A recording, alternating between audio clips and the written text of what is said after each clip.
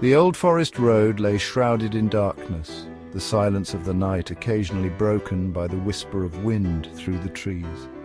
Lisa lay nestled in her sleeping bag, the gentle rocking of her van a lullaby against the symphony of the night. 4:30 a.m.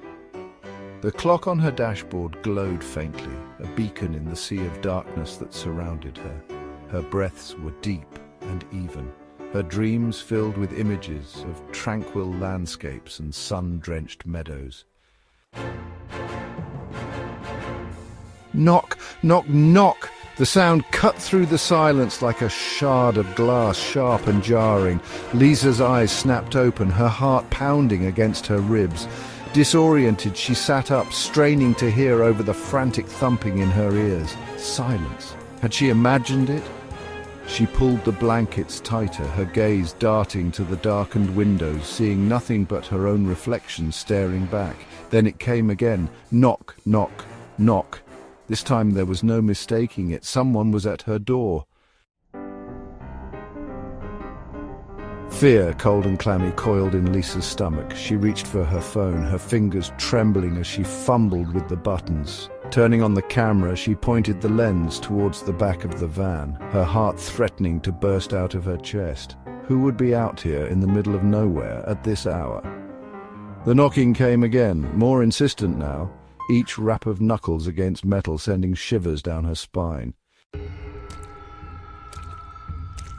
Hello? Who is it? Lisa's voice was barely a whisper, but it was enough.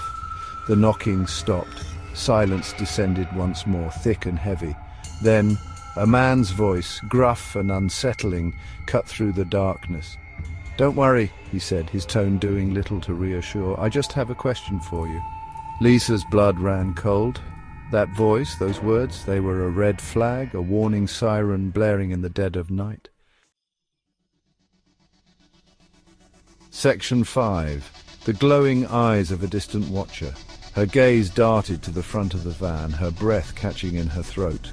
Parked further down the road, its headlights cutting through the darkness, was a car. She couldn't make out the model or the color, but the twin beams of light felt like the eyes of a predator, cold and calculating, watching her every move. Section 6. Footprints in the snow, a silent testimony.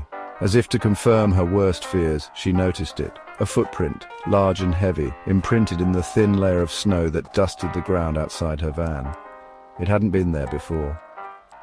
Whoever was outside had circled her van like a wolf stalking its prey.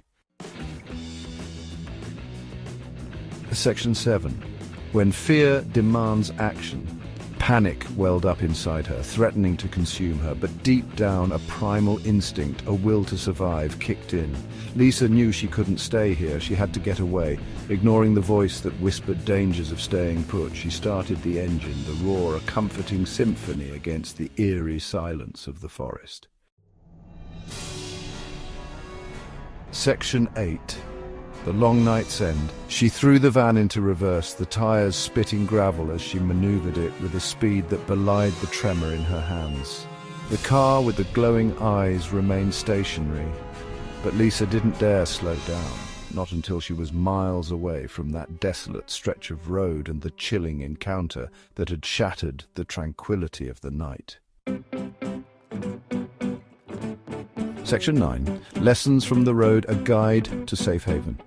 The experience left an indelible mark on Lisa, a chilling reminder of the vulnerability that comes with venturing off the beaten path.